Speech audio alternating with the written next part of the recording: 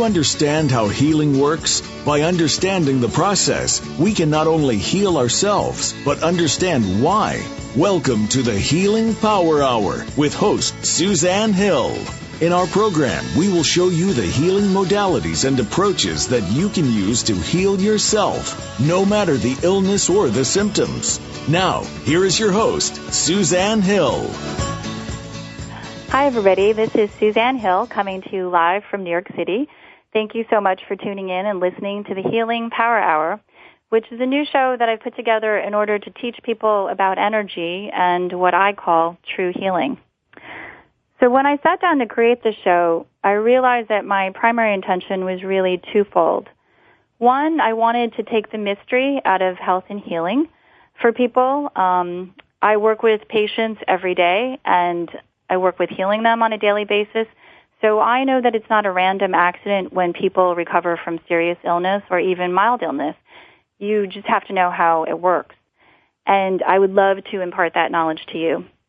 And secondly, my secondary intention was to introduce new healing modalities to you that you might not be aware about.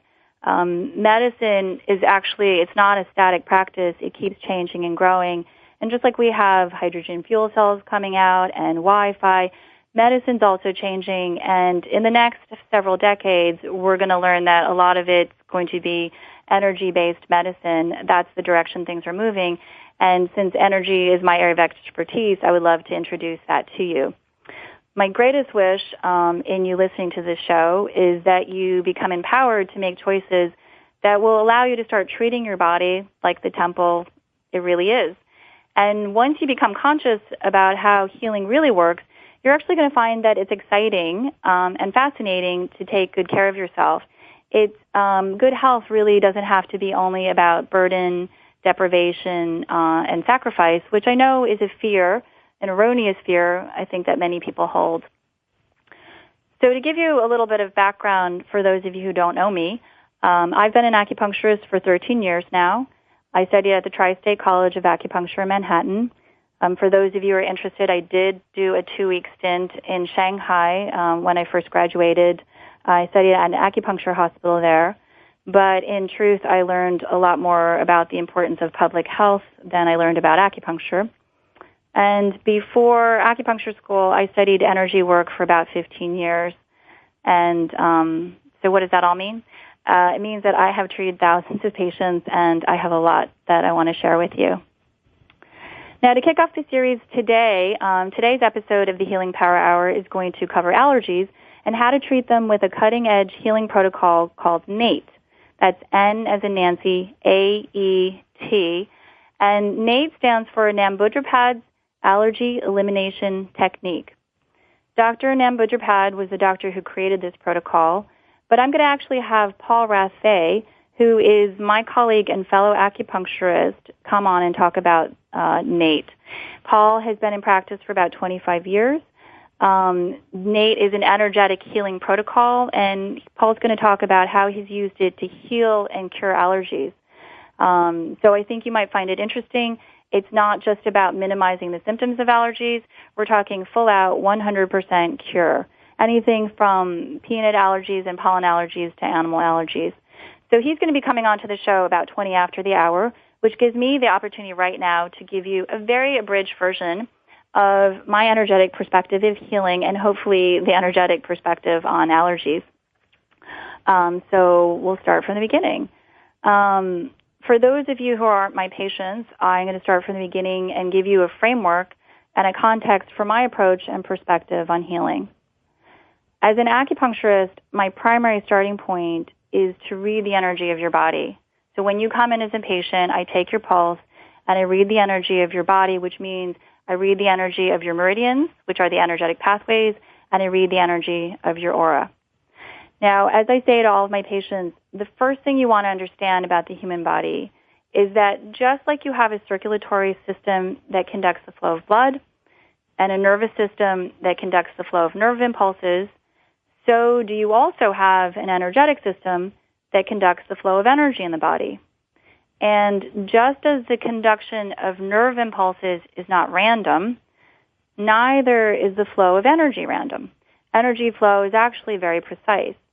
And I just want to make that clear to you because in the last decade, energy is a term that gets bandied about pretty freely, but actually it is science, and science is precise, so keep that in mind. Just because the average person does not know how to see or feel energy doesn't mean that it's a nebulous entity. But having said that, the ability to see and feel energy is something that's changing. I actually teach meditation classes, and I know that I can teach anybody to feel the energy. It just takes the desire and a little bit of effort. Okay, now the second thing you want to understand is that your energetic system is actually like a blueprint upon which your physical body rests. It is a template or a pattern, if you will. And why this is important is that any changes in your energetic system will eventually show up in your physical body. Now, this is a crucial point to remember, and so I actually want to repeat that. You want to know that any changes, for better or for worse, in your energetic system will eventually show up and manifest changes in your physical body. Now, your energetic system is the least dense part of your being, which makes it the most mutable and the most changeable part of you. And your physical body, which is solid, is the most dense part of your being, and that makes it the most difficult to change. So the true purpose of acupuncture or any other energetic medicine is really to be able to recognize any negative changes in your energetic body before it manifests as a negative change in your physical body. And by negative changes, what I'm talking about are areas in your body where the energy is either contracted or where it's flowing very slowly, where it's stagnant, it's not flowing at all, and places where it's just not flowing as abundantly as it should be. So those are the negative changes that I'm looking for when I put my hands on somebody. So how does one do that? How does one read the energetic changes in our bodies? Well, this is what I try to teach all my patients. This is why I try to teach patients to learn how to feel the energy, why I teach meditation classes, and why I encourage everyone to learn how to meditate and feel energy. Because in my classes, I'm always incorporating Qigong or Tai Chi exercises so that people can start to feel the energy. And lo and behold, believe it or not, people are able to do it. I want my patients to be able to become sensitive to energy because even though it takes time, it's doable. And once you have this sensitivity to the energy, you can then start to monitor your own body without an interpreter, such as myself. But yes, that takes time. And so since that does take a while, in the meantime, what you want to do is you want to get yourself to some sort of energy practitioner who can read the energy for you. Well, who can do that? More people than you might think, actually. For myself, as an empath, I have the ability to put my hands on somebody's body and read their pulse, not necessarily in a traditional acupuncture way, but I do try to keep that perspective in mind. But when I put my hands on somebody, I'm really feeling where the energy is stuck or contracted, where it's flowing freely. And where it's stuck and contracted, I'm also looking to feel why that's happening, because there's always going to be a reason why it's not flowing, why it's contracted. Now, sometimes the reason that energy is contracted and not flowing well is because of something physical, like someone is going for too long without eating. But sometimes the energy is contracted and not flowing because of an emotional reason. For example, the person has just experienced a loss that creates grief in the body, and that grief, that emotional grief creates contraction of the lungs, for example, and they might get a cold or bronchitis, or their allergies might get aggravated. And then thirdly, sometimes the energy contracts and doesn't flow well because of a spiritual cause. And what I mean by a spiritual cause is something that's very deep and primary to a person, something they came in to heal. So, for example, if a person has chosen a line of work that might be socially acceptable, like they became a lawyer because they thought it was socially acceptable, it would make their family happy, they could make good money and support themselves, but it's really not their heart's desire, that kind of thing will absolutely contract someone's energy, and they'll start to spiritually stagnate as a result. So when I work with patients, I'm always looking at these three levels, the physical, the emotional, and the spiritual, because these are the primary levels that direct energetic flow in the body. Now, in Chinese medicine, we have a saying that treating the body after one has become ill is like digging a well after one has already become thirsty. So when I was in acupuncture school, I understood this theoretically, but I didn't actually understand how one was supposed to put this into practice. But once I started my clinical practice and I combined the energy work that I had learned before I was an acupuncturist along with the acupuncture theory, it all started to make sense. So those are the two things I want you to get. One, you have an energetic system. That energetic system is the template for your body. The energy either flows well or it doesn't flow well. And if it doesn't flow well, in due course, it will take time, whether that's several days, several weeks, or several years. We don't know, but it will, in some time, you will see the result of that energy contraction manifest in the physical body. And that's where illness arises from. So, so I could probably talk about this forever and help you earn your PhD in energy medicine, but I do want to tie what I've just talked about in with today's episode of allergies. So what exactly is happening energetically when we have allergies? Well, if you go back to the framework of energy and you start to see the world through that filter, you're going to see that everything vibrates at a particular frequency. I vibrate at a particular frequency. The chair I'm sitting on, the phone I'm talking with, creates a particular frequency. The food I eat vibrates at a particular frequency. And the people I associate with, whether it's groups of people or a single people, they all vibrate at a particular frequency. Now, when we have an allergy to something, what's happening on an energetic level is that we have an inability to assimilate those frequencies into our energetic field. So, for example, if I have a peanut allergy, what that means is that the frequency at which the peanut is vibrating is at odds with the frequency of my own body. And my body will see the peanut as an offender, start to take up arms against it, create a histamine reaction that can range anywhere from itching or tearing all the way to a swollen tongue and anaphylaxis, which is anaphylaxis is an extreme allergic reaction to an antigen being something that creates an allergic response. But so there's an incompatibility with the two frequencies, and that creates the allergic response. But if I'm able to somehow harmonize the frequency of the peanut with the frequency of my own body, then the allergy goes away. And this is how NATE works, which is what Paul is going to be talking about. But before we get to Paul, I wanted to talk a little bit about seasonal allergies in particular because I want to be able to relate all the theoretical mumbo-jumbo to something practical and tangible for you. And so many people do have seasonal allergies, so I thought it would be useful. Now, when people get seasonal allergies, they're typically getting one or more of the following symptoms. You get a stuffed up nose, you get swollen eyes, teary eyes, some people get chest wheezing, some people have excess phlegm, itchiness, and scratchiness, particularly in the eyes, nose, and throat. And from a Chinese medical perspective, the primary energetic pathway that deals with allergies is the lung meridian because it's all upper respiratory stuff. And in acupuncture theory, the lung meridian is intimately tied to the large intestine meridian. You could actually call the large intestine meridian the secondary lung. And together, these comprise what we call the element of metal. And the Chinese were into all this, but there's a reason for creating this whole structure. The Chinese realized that together the large intestine and the lung meridian worked in tandem, and we're finding that out now, that when the energy of the large intestine's off, it'll affect the lung.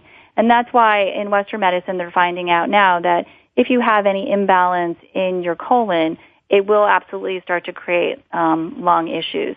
And so for a lot of people, once they start to change their diets and eat different foods, move away from phlegmy things, then their allergies start to clear up.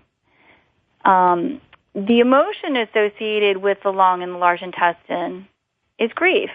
And the Chinese were really quite brilliant. It's quite accurate because when people become sad, one of the primary ways the body manifests is through upper respiratory conditions. including allergies. Physically, the lungs are responsible for taking in oxygen, and energetically, the lungs are about taking in that which is new. Physically, the large intestine, which is also known as the great eliminator, eliminates the waste that the body no longer needs, but energetically, it's also about letting go of things in our life that we no longer need. So we go back to the concept that the physical body rests on the energetic template, the concept that the energy moves first and then the physicality follows.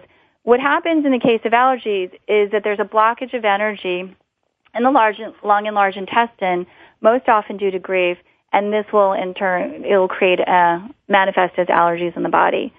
So for example, if you have a breakup of a relationship, you break up with your boyfriend or your girlfriend, and that makes you incredibly sad, for a while you might not be able to take in a new relationship or any new ideas, and that impedes the energetic flow. And you might not be able to let go of that old relationship. Okay, so that can aggravate the allergies. Now, for people who are saying, yes, but what about my 2-month-old who has allergies? What can she or he be sad about? My answer to that is typically that it's either a physical imbalance that's passed along from the mother, if they didn't eat right or there was an illness there that got passed along, or it could be past life grief that the child carries forth into the world. Whether you believe in past lives or not, it's a thing that once you start working with patients, you can't help but start to know that there's a validity to it. Anyway, so we're going to have to wrap up soon, but I want to leave you with something practical to use. So when we look at supplements and herbs that help allergies, one of the primary herbs that's exceptionally helpful and economical to use in the treatment of allergies is turmeric, the Indian spice.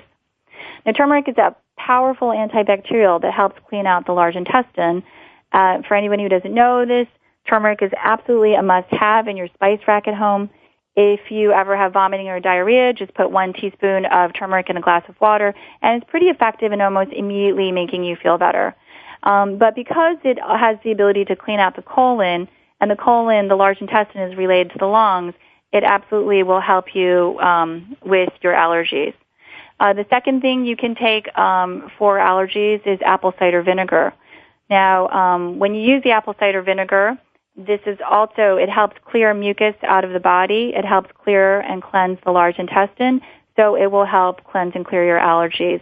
A lot of people don't like the flavor of it, so you can put a tablespoon in water and add some honey if you'd like, or you could just chug it straight. If you do add it to water, you have to put a straw in it so you don't, long-term use of apple cider vinegar can take the enamel off your teeth. But the one thing that's important to know about the apple cider vinegar is you don't want to get Heinz, because they process it in a way that it kills the effective ingredients. So the brand that you want to get for apple cider vinegar is the Bragg brand. And then the third thing that you want to get if you have any kind of allergies is chlorophyll. Chlorophyll is the main ingredient in wheatgrass. I suggest wheatgrass to people, but a lot of people find that it's pretty hard to stomach. If they take the live wheatgrass, it's a major detoxifier of the body. It cleans out the lungs, it cleans out the colon, it cleans out the liver. And you can get live wheatgrass at the juice bar, or you can get powdered wheatgrass, but that's a little tough to get down. So there are some brands like World Organics that makes chlorophyll that comes in a bottle. It comes in a glass bottle usually. It's green. It's made from alfalfa, and it's an ionic concentration, which means it's really bioavailable to you, to your body, and it works pretty quickly. The only caveat with the chlorophyll is that it is dark green and it does stain things. So if you use it with caution, or use it over a sink, and just put it in water and drink it down. Okay, so that's my spiel on this. We're going to have to go to break soon. This has been Suzanne Hill. I'm talking to you live about acupuncture, energy, and allergies. After break, we're going to go to Paul Rathé, acupuncturist, who's going to talk about NATE, which is an allergy elimination technique. Thanks. Hey, everybody. This is Suzanne Hill, and I am broadcasting live. I've asked Paul Rathé, fellow acupuncturist, to join me on the show today to talk about NATE, which is an allergy elimination protocol. Just to give you a little background on Paul, Paul's been an acupuncturist for over 25 years. He has a broad breadth of experience. He's also a master herbalist, and he's been doing NATE for quite a while, and so I invited him on the show to talk to you all about it. Again, as the announcer said, if you have any questions while we're doing the show, please email me, and I'll be sure to incorporate the questions, put the questions to Paul as we talk. So, Paul, welcome to the show. Thanks for being here. Thank you for inviting me, Suzanne. So the first thing I wanted to start you out with, because a lot of people don't know about this healing protocol, is I'd love for you to share one or two stories that really stand out for you, case studies that you felt were quite successful. Sure. First, I might say for the listening audience that are not aware of it, that NATE or NAET actually stands for the doctor who developed it, Dr. Nem Bundrapad. And so NAET stands for Nem Bundrapad Allergy Elimination Techniques. So the first case I'll discuss is actually my own case, which was as follows. In 1987, I was diagnosed with vernal conjunctivitis, which, as your listeners may or may not know, involves usually the eyelid becomes very inflamed, and there's intense itching. The patient cannot wear contact lenses, which I was wearing at the time with a lot of discomfort. I went to my ophthalmologist, and he recommended a steroidal eye drop, which I used. It helped, but by the end of the summer of that same year, the allergy had progressed down into my respiratory system, into my lungs, and I started to wheeze and breathe with difficulty. I was a student about halfway through acupuncture school at the time, and I had recently transferred out to a school in Santa Fe. And when I got there, I visited a local herbal pharmacy, and they prescribed a Chinese herb known as Ophiopogon. When I used that, it resolved the breathing difficulty and the wheezing. And they also recommended another herb, chrysanthemum flower, to drink and to apply as a drop into the eyes. So when I did those two things, I no longer needed the steroidal eye drops, which I really didn't want to take anyway.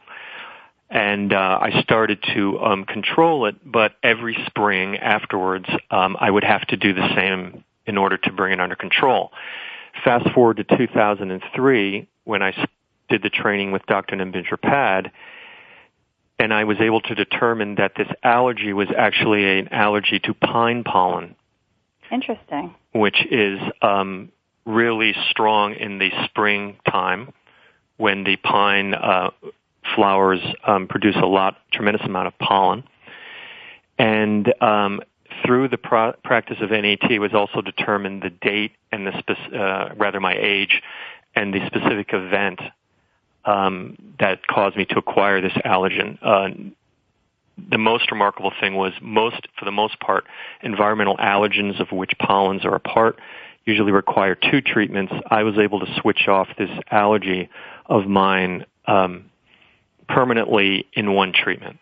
Wow, that's pretty incredible. And so now do you have seasonal allergies from this now, or are you clear? I'm clear. I tell my patients that if I were to put my head in a pillowcase full of pine allergy, I couldn't provoke vernal conjunctivitis or any respiratory distress whatsoever. I'm that confident that we've really switched it off permanently. Well, can you give the listeners an overview of how the NATE protocol works? Yes, and if you want me to go back to the second yes, do the patient, I can second do case that study as well. first. Yes, no, do the second case study first. Okay, I'll make it brief. I had a patient, 56-year-old woman who presented severe allergic asthma and respiratory distress. She was on no fewer than 6 medications. By age 12, she had no fewer than 10 or 12 bouts of pneumonia, 3 which required hospitalization.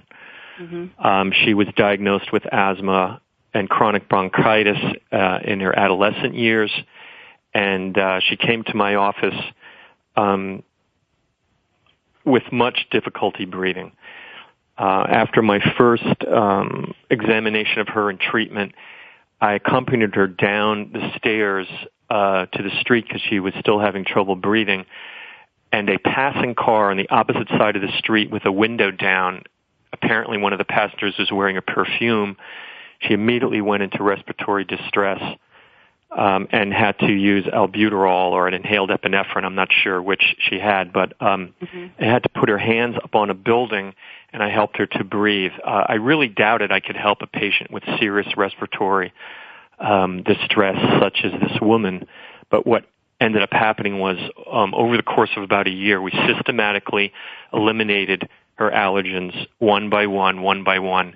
Finally, after a year, after her annual visit to her pulmonologist, he could not believe how much her lung capacity had increased, how she had stabilized, how her dependence upon medications had gone to virtually none. And I myself was actually quite surprised. And that was a year of treating her how often? Typically about once a week. Okay, and that would be an extreme example. Most NAT patients only come for about 4 months. Okay, so maybe now you can give people a little overview of how the NAT protocol works, what actually happens when a person comes in to get a treatment, and how you walk them through what they need to do to clear an allergy. Sure. I think it's important that people learn about this technique because I consider it one of the greatest medical breakthroughs possibly in the last century. Dr. Nabindra Pad developed it beginning in the 1980s, and she's refined it over the last 25 years or so.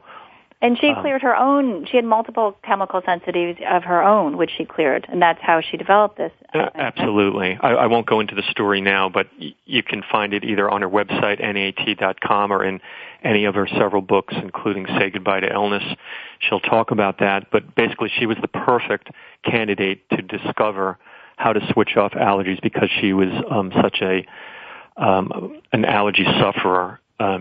She, I think, could only eat 2 or 3 foods or wear 2 or 3 different types of fabric. She was very, very allergic to most everything. So what happens typically is that the patient arrives, we do medical history, and then we begin the testing, which is done by applied kinesiology, which is also known as muscle testing.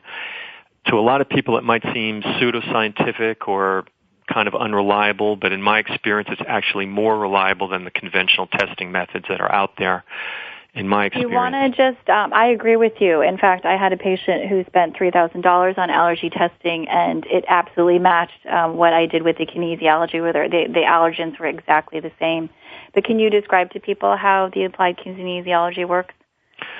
Yes. What they experience when they do it? Yes, and my experience was similar in that I've never found an NAT, AK, or kinesiological test contradict a Western medical test if it's positive. I find there's a lot of false negatives, so they can miss something. But if they turn up a positive, then usually my result concurs.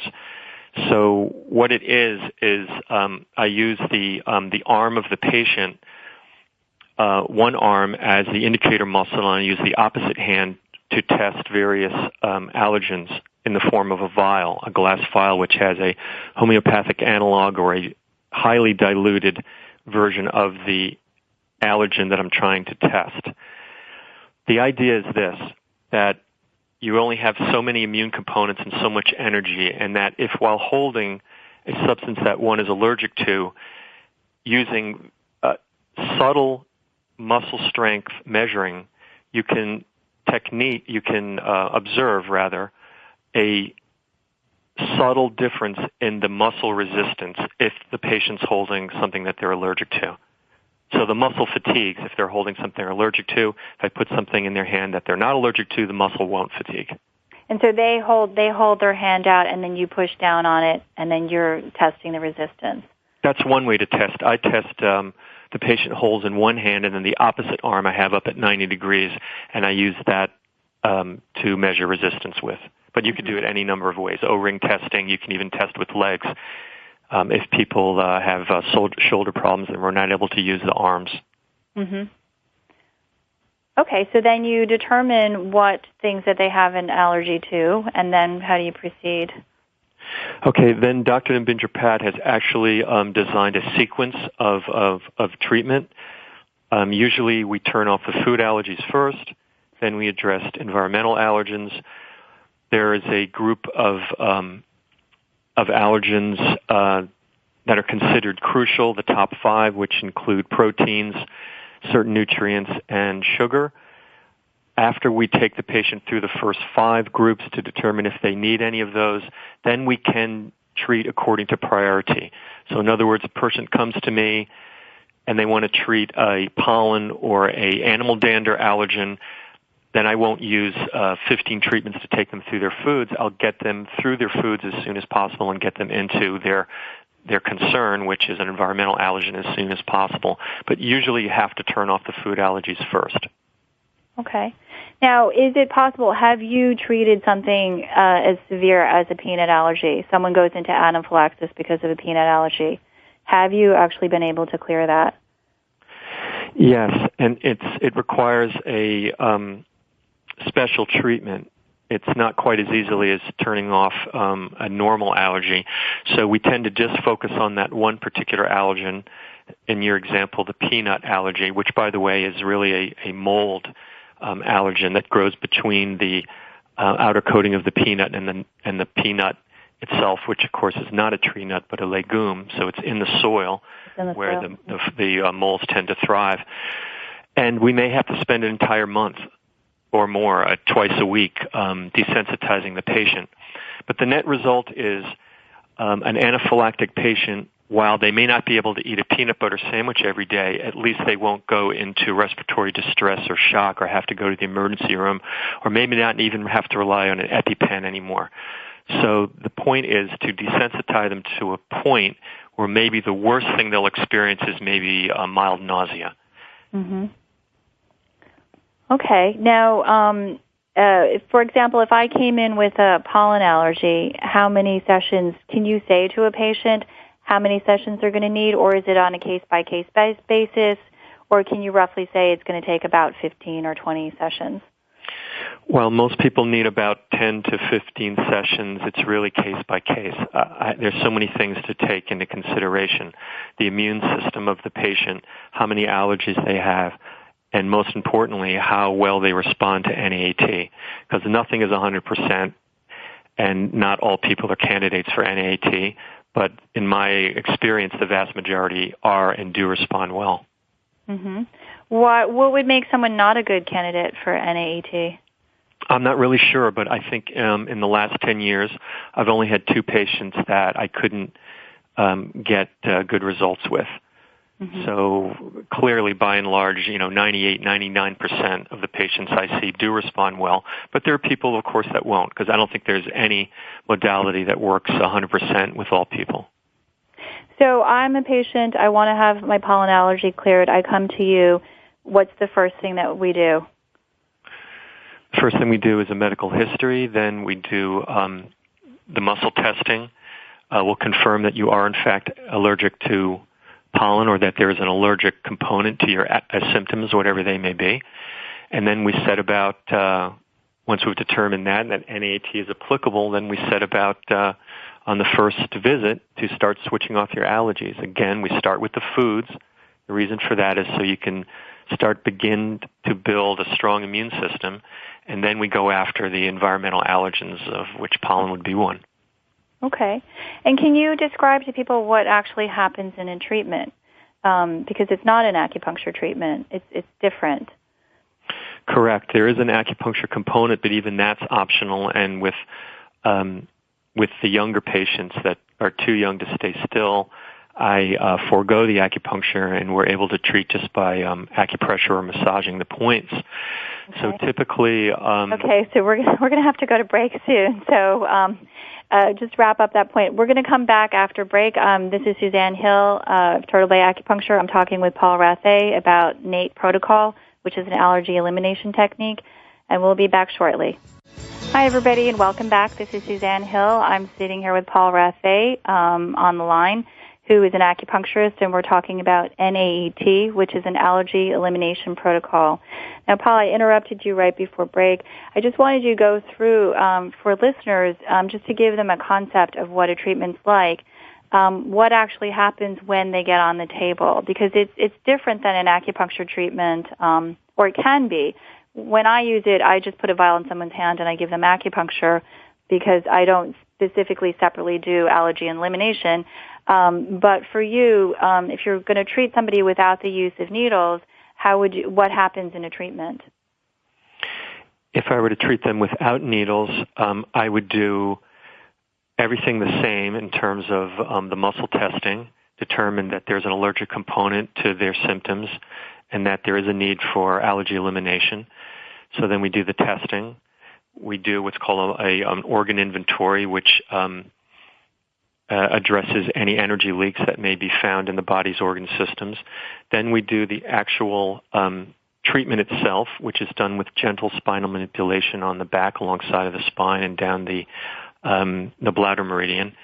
And then the patient turns over. We recheck that the treatment has worked, and then there's a 20-minute retention period during which I either use acupuncture on what are called gate points to reinforce the treatment so it'll hold, or at that point I can also do massage. At the end of that period, we do a final check to make sure that the allergen is clear. They go home usually with an avoidance sheet on what to avoid, depending upon what was cleared. They have to avoid whatever you're clearing for 24 hours? Exactly, and compared to conventional allergy treatment where you basically have to avoid the thing for life, or at least until you've gone through a year or two of desensitization treatments, right. It's a mere 25-hour avoidance, so it's much easier and much more practical for people to do. Now, does it ever happen that you have to clear an allergy more than once? Like, can you do a treatment and it doesn't hold? Like, the patient comes back the next week, and let's say you've cleared vitamin C. Let's say they have a resistance to vitamin C, and you clear it. Has it ever happened where they come back the following week and it's still not clear? Yes, but that's the exception, not the rule. And usually it's something to do with me, my lack of following proper protocol. I've, in the last 10 years, developed some self-checks to make sure that doesn't happen. For example, if I don't ask the question to make sure that the allergy is cleared at all organ levels and all meridians, all 12 meaning, then it's possible that the allergen over time will come back and affect the whole body. So I've pretty much eliminated that problem, but there are people that have difficult clearing, and we have to do sort of a booster treatment. Now, do you need to do anything in conjunction with the NAET for it to work, or is there anything that will enhance the NAET to work? Yes, although there's nothing that a patient has to do in order for the NAET to work, Dr. Nimbinder Pad herself recommends that patients engage in chiropractic adjustments, acupuncture, acupressure, sauna, fasting, dietary supplementation, etc. All these things can help the body clear an allergen. And I might just want to mention now that the whole idea, the whole theory behind NAET is based upon Dr. Nimbinder Pad's conviction that the only reason we're able to eliminate allergies is because she believes everybody's hardwired not to be allergic to anything anyway, and that if people that are allergic, there's some glitch in the program, either one, like you mentioned earlier in the show, there's an error in the transmission of the DNA information from generation to generation, or that the allergy was actually acquired through trauma, physical or emotional. Mm-hmm. Can you give an example of an allergy being acquired through emotional or physical trauma? Sure. Again, in my own case, because I was fainting in school at age 7, I was taken out of school and went through a battery of testing, including the glucose tolerance test. Unfortunately, the person, the phlebotomist, was not very skilled, and so it ended up being a very traumatic experience for me because she kept jabbing my arm trying to find a vein but couldn't. So, and as you know, that glucose test, at least then, runs about 5 or 6 hours. So the way that my body translated that trauma was that it became allergic to sugar, because, of course, after about every hour you're drinking a very concentrated solution of sugar, glucose. And so my body had blamed that being responsible for my physical and emotional trauma. So at that point, age 7, I became allergic, or you could say emotionally allergic to sugar. And it wasn't until, 10 years ago that I got around to identifying that and switching it off. And I must say it makes a big, big difference. What do you notice? Well, I used to always be tired if I ever ate sugar. First of all, I had an unconscious aversion to sugar. I never liked sweets. I never understood why. And the other part was that I experienced extreme fatigue. I thought that was due to low blood sugar.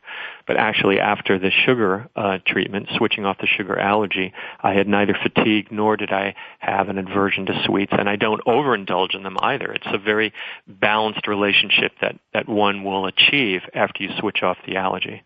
Wow, that's interesting. One last question. Have you ever treated someone for a pet allergy? Yes. Both patients who currently had a pet at home and they were struggling with that, or a patient that wanted to have a pet but realized that they couldn't given their allergic status. So in either case, it's effective. And it takes a little bit of doing. Like if they already have the pet, they're going to have to sequester the pet, board the pet, or stay at a friend's or somewhere else for the 25-hour avoidance period, of course. But other than that, it's definitely doable. Good. Now, do you treat children or babies using this protocol? Because a lot more kids are being born with multiple allergies these days, particularly food allergies. How do you treat children or babies? Yes, Dr. M. Bindrapad designed an excellent method for treating infants and young children. So we do it through a surrogate who is usually the mother. The mother most often brings the child. And if I'm able to get the mother's polarity balance and I can do AK, or the kinesiological testing through her, then she places the baby on her abdomen, and I'm able to treat and diagnose the baby through the mother surrogate. So you're using the mother's energy to read the child's energy? I'm using the mother's arm, really, to check and treat the child's energy. Okay. And is that equally as effective as treating the child directly? Exactly, yeah. It's very effective. And it's very handy, because how else would you really treat? And I will say to the pregnant women out in the audience that it's a great time to have NAET, because you get a 2-for-1 in effect. In other words, whatever allergies I treat a pregnant woman with, and of course this is safe because it's non-invasive, no medications, et cetera, no drugs, her unborn child will also be cleared for those self-same allergens. Oh, interesting. So if the mother has a pollen allergy or a sugar allergy and you work on clearing that, then when the child's born, the child should technically be clear of that allergy as well. Exactly. So then they'll have a healthier immune system. I would think so. I would think so. Okay, now one thing I wanted you to distinguish for people, though, is that sometimes when you clear an allergy to something, it doesn't necessarily mean that it's good for someone to have that thing. For example, you might clear someone of a sugar allergy, but that doesn't mean that it's then okay to have sugar all the time. But you mentioned that in your own case that there's a natural balancing that happens. So do you find that craving for a particular unhealthy thing is automatically balanced through the treatment? It can happen both ways. Not everyone has that experience. I had a patient who wanted me to treat and eliminate their allergy to alcohol, so thinking they wouldn't get a hangover if they overdrank. And it just doesn't work that way. So that's a good example. If one is allergic to alcohol, it can increase alcohol craving. In fact, I think that might be, in some cases, the basis for alcoholism. That line of thinking needs to be followed up. But just by eliminating one's allergy to alcohol doesn't mean if you drink a fifth of distilled spirits, you're not going to get alcohol poisoning or a terrible hangover. So that distinction is very important. Yeah. The other thing I wanted to talk about is, have you ever cleared an allergy with a person? I know Dr. Namboodirpad sometimes talks about clearing an allergy with a person. Yes, I did some of that in the beginning of my NAT work, but as a rule, I don't do that particular treatment so much in my practice now for various reasons. And why is that? I think it requires additional skill level that maybe I don't feel comfortable with. Also, I think it might, when I'm involving other people that are not there, let's say they're allergic to a spouse or a sibling or a parent, I think it requires their consent, and I don't always can get that, especially if they're not on speaking terms. So it gets a little sticky, along with karmic implications, etc. Yeah. So I choose to just kind of pull back from that. Okay. Is there any last thing that you want to share with us about NAT? Well, I think this woman, I should say that I'm not easily swayed by various things that come across my desk, and I have to admit that I was, it took me 6 years to warm up to her techniques. I almost walked out of her lecture at NYU Medical Center, and the only reason I think I was convinced that I needed to explore her work was after having sent a patient of mine as sort of a test patient to see if NAT could in fact help this patient, which I was unable to help with acupuncture and herbs. So only after 6 years of resisting this woman, not believing that she could do what no one else seemingly could do, was I convinced. But now that we have this technique, I'd like as many people to know about it as possible, at least look into it as a possibility. Do you know of any Western medical practitioners that are open to this technique or training? Yes, there was one in my training session in 2003. There was a doctor who had gone down there to expose her as a fraud and a charlatan because he wasn't happy his wife was going down there spending their money. And she ended up convincing him that there was benefit to her treatments, and he subsequently enrolled in her training session. So yeah, there are doctors out there. There are maybe not many, but there are doctors and nurses that do enroll in her training programs. The question that I always have, and this goes for my patients, but your patients as well, is that why, when you have a patient that's significantly ill, has multiple allergies or chemical sensitivities, you help them, you clear them, why their general practitioner is not then open and fascinated to learn about what's helped a seemingly unhelpable patient. And do you think that it's possible, is Dr. Namboodirpad, to your awareness at all, trying to incorporate her training into any of the medical colleges? I believe she's done that at a chiropractic college in the South. I know she's trying to get on the scientific map. She's done no fewer than 5 NIH-funded studies. So she is working hard to try to get NAT on the scientific map, so ultimately will be more mainstream and will be covered by insurance companies. But unfortunately, she's far from that. And as far as doctors not being enthusiastic about it, it's just it's not their medical paradigm. Yeah, that's true. Well, hopefully that's something that's going to change. Let's hope so. Listen, Paul, thank you for being a guest today. I appreciate it. If you want to get a hold of Paul, you can reach him at altmedacupuncture.com or just Google him, Paul Raffay. And thank you so much for tuning in to the Healing Power Hour. My name's Suzanne Hill. You can reach me at Turtle Bay Acupuncture. I hope you make use of what you've learned today, because knowledge is power, but more particularly the use of knowledge is power. And much love to you all. Bye-bye.